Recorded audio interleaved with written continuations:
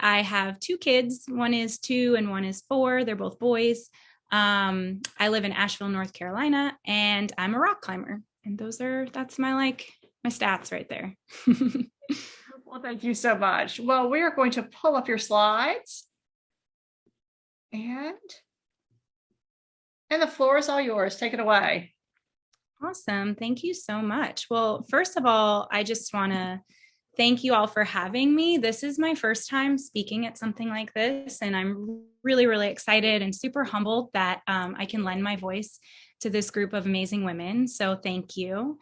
Today, I'm going to talk to you about imposter syndrome. And I actually started off writing this by kind of manically wondering if I was at the point in my career where I was ready to deliver a keynote.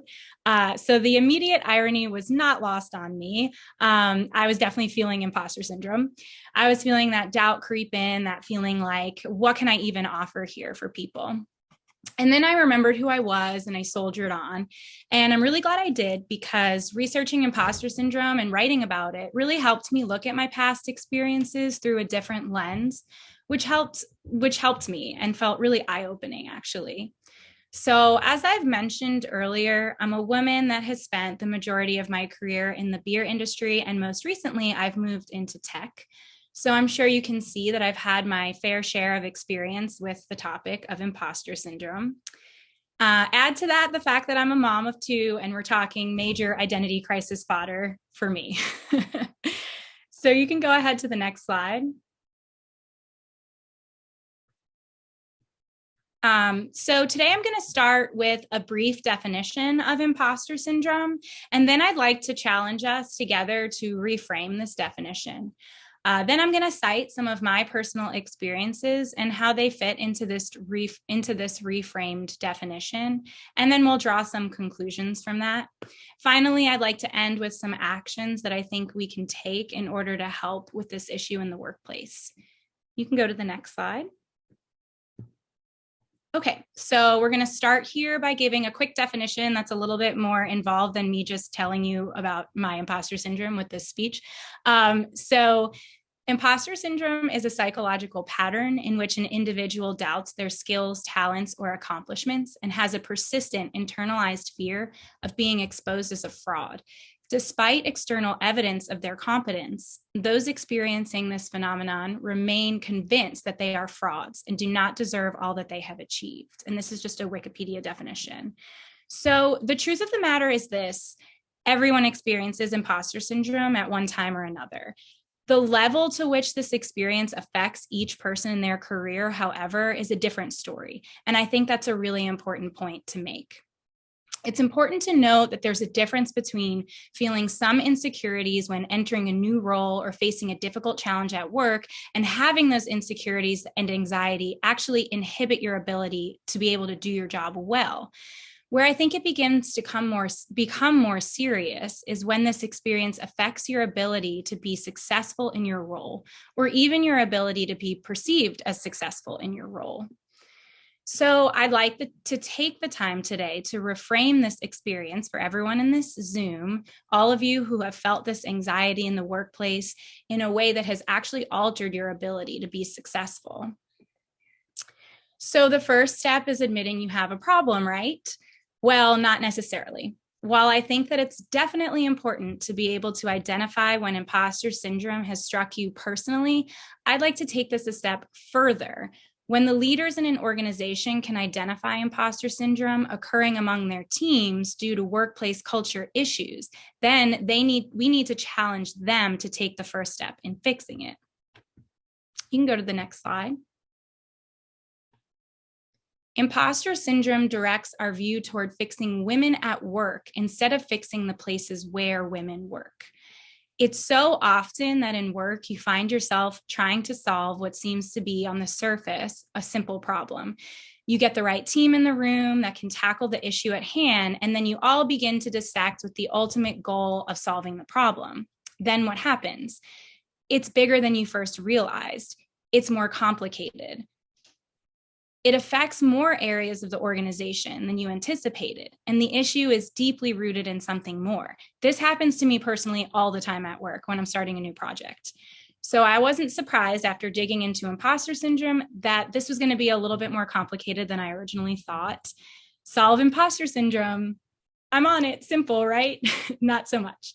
So I came across a wonderfully relevant article recently published in the Harvard Business Review that explains just how complicated this issue is when you really look at it, not just at face value. This same article brought to light how oversimplification of imposter syndrome without taking into consideration common workplace biases has led to a false narrative around what it really is, who it affects, and how we should be fixing it. You can go ahead to the next slide. So here's a quote from this article that I'd like to read. Imposter brings a tinge of criminal fraudulence to the feeling of simply being unsure or anxious about joining a new team or learning a new skill. Add to that the medical undertone of syndrome, which recalls female hysteria diagnosis of the 19th century. Although feelings of uncertainty are an expected and normal part of professional life, women who experience them are deemed to suffer from imposter syndrome. So simply labeling this as a syndrome makes it feel like a medical issue, completely the responsibility of the one that's actually feeling it. The bottom line is this: if people in your organization, especially marginalized groups, are experiencing high levels of anxiety and fear around their ability to succeed in their roles, those feelings are more likely coming from the organizational culture. So what do I mean specifically when I talk about workplace culture? First and foremost, this is about diversity in leadership. I mean that in a couple of different ways. Of course, people need to see leaders in the organization that look like them. That's the first step that will allow people to see their potential. For instance, if you don't see anyone that looks like you in a leadership role, it's going to be much harder to picture yourself getting there. Say you do get there, but you're the only one. Now you're there. When you're there, no one around you can understand the perspective that you have, making it so difficult to ultimately be successful. This is not rocket science, yet it's unfortunately not changing fast enough and remains a colossal issue in the workplace. Second, organizations need to examine the leadership styles represented throughout their teams. So often, leaders in an organization have a similar leadership style that reflects that of the other leaders around them. Different people respond well to different leadership styles. It's not likely that your teams are set up for success when there's only one type of boss around. Furthermore, as a leader, it becomes so difficult to set yourself apart when your leadership style isn't reflected anywhere else in the organization. If you're trying to take a more compassionate approach, it likely won't be taken seriously if most of the other bosses around you are the no-nonsense and aggressive types. If your workplace culture is very go, go, go, everyone's too busy, and no one has time for that kind of narrative, it can be so difficult to take the time to invest in your team's overall wellness and growth. What does this look like in my experience working in the beer industry as one of the only women leaders in the room? My insecurity stemmed not from some arbitrary feeling of doubt rooted somewhere deep inside of me, but from insensitive and sometimes incompetent leadership around me. So I struggled for many years to be taken seriously at my last company. I was clear and firm in my pursuit to lead my department and to eventually move into the role of marketing director. Our department head was the founder of the company, and when they were ready to move on to bigger things, I ultimately wanted to step into that role, and I made that very clear. While I was pregnant with my first child, it finally felt like I was getting there. Our company was acquired at that time, and I was able to really step up and take on a lot more responsibility. Part of me felt insecure about my impending maternity leave, so I worked as hard as I could to cement myself in my role, sure that when it was time for leadership to hire a marketing director, I wouldn't be overlooked. So I poured everything into that goal and then left for maternity leave, forced to trust that it was enough. Unfortunately, it wasn't. Spoiler alert. I came back to find they had hired someone else for the job while I was out. They reorganized the department, and now my role was actually completely different. And this crushed me. It was tremendously difficult for me to accept this But in the end, I still felt like I had a lot to learn at this company. So after a couple of really tough months adjusting, I made the decision to stay there in hopes that there was still some more growth ahead of me. A couple of years later, coincidentally enough, right after becoming pregnant with my second child, I was offered the role of marketing director. Yay. I took this on with confidence, genuinely psyched to bring my voice to the table and make a change. I was going to pave the way for the other women, change the toxic culture, do amazing work, and it was going to be great. It was actually not so much. Another spoiler alert. It was only after consistently being told that my voice was not helpful, it wasn't the right tone, it wasn't making me seem part of the team, that I started to feel that anxiety and fear creep in, and that voice in my head told me I didn't belong here in this role. I saw my male counterparts display confidence. They were loud and proud of their opinions and even combative, and they were rewarded. They were called decisive, passionate, they get things done. Yet my voice was always questioned. You're argumentative. You're too confident. These are the things I was told.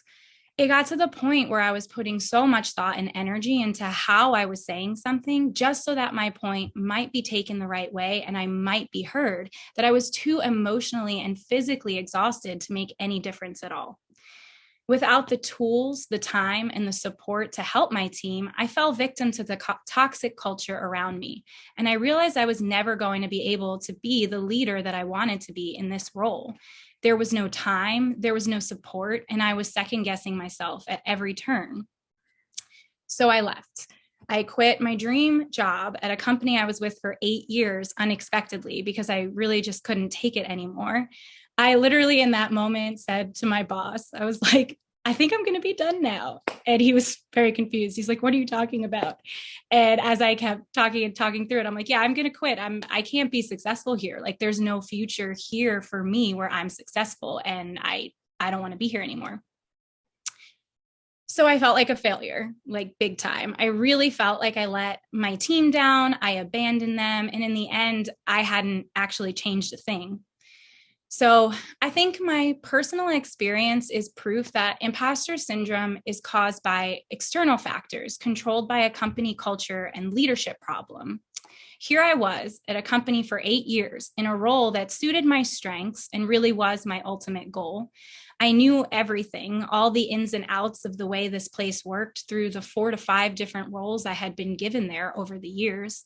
I worked my way to the top. I finally made it to the marketing director role. It's what I sought from the beginning and where I knew I could excel, but I left feeling like a failure. So fast forward a bit, I take the job I have now, with a tech company as the director of customer success. I should have felt uneasy. I should have felt scared. This was a role completely new to me in an industry that I didn't know. Plus, most of my career thus far had been with one company, so being the new kid surely should have made me feel uneasy. Because of the support and respect that was clear from my first interview with the leadership of this company, I felt none of those things. Here it was, the validation, right? Like they believed in me. They knew my experience was valuable, and they knew that I was competent. There was nothing to prove. I felt excited, confident, reinvigorated. The very first support email I answered on my first day literally made me laugh out loud. I'm the customer support director for a tech company. This is hilarious. How did I even get here? Like I should feel terrified, but I really wasn't. In this role, I've been tasked with projects so far outside my comfort zone, and I have not spent 1 second worrying about how I would come off in a meeting or how to make my voice heard. I am able to tackle challenges with confidence, knowing that I have the support of an amazing team. Sure, I have a healthy hesitancy every once in a while. I'm not a psychopath, but it isn't the same as before.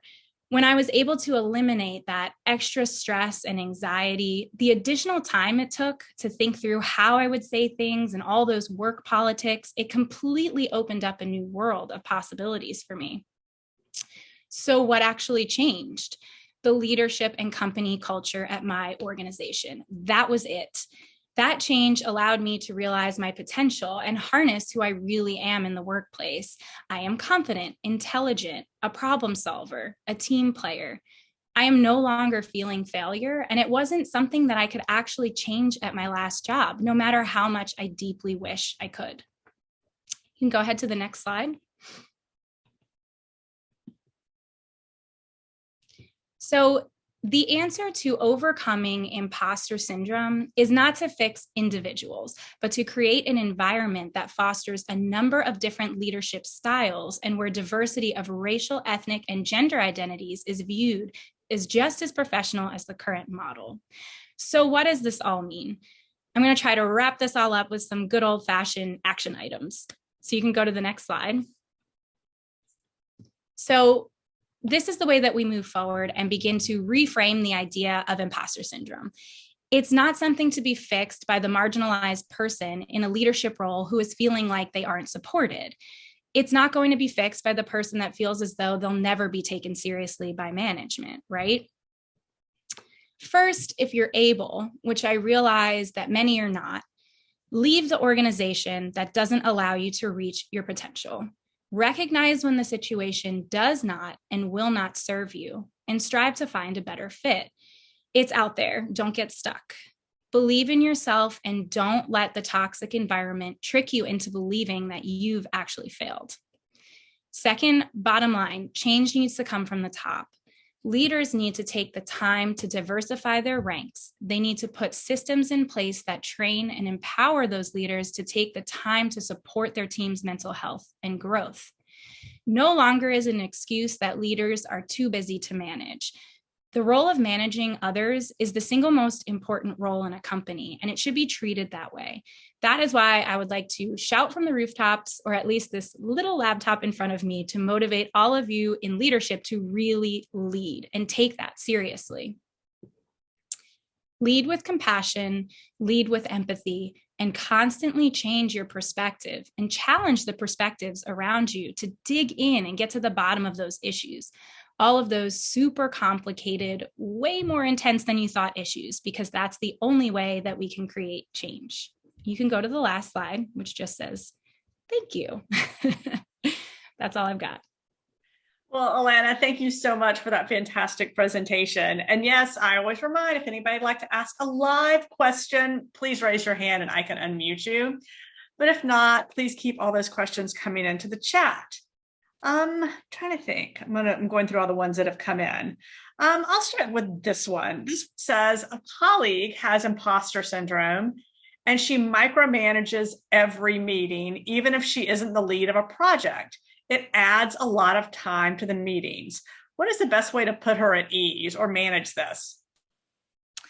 I think that being direct is always really good. I feel like that's like been the kind of like the common theme through everyone's speeches, right? In the panel, like direct, honest communication. Like it doesn't have to be harsh. You can come at it with compassion, but like, hey, I'm seeing that you seem to be acting this way. I feel like it might be because you're feeling a certain way. Like, do you want to talk about that? What's making you feel that way? Is there anything I can do to support you so that you don't feel that way?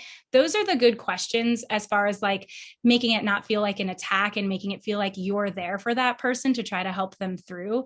But yeah, I think it's important to try and have that direct communication and keep the lines open, which we've heard presentations on hard conversations, and like, don't avoid them, like say it, because in the end, it's going to bring you closer to that person and your team. And then together, you're going to be in a much better place to succeed.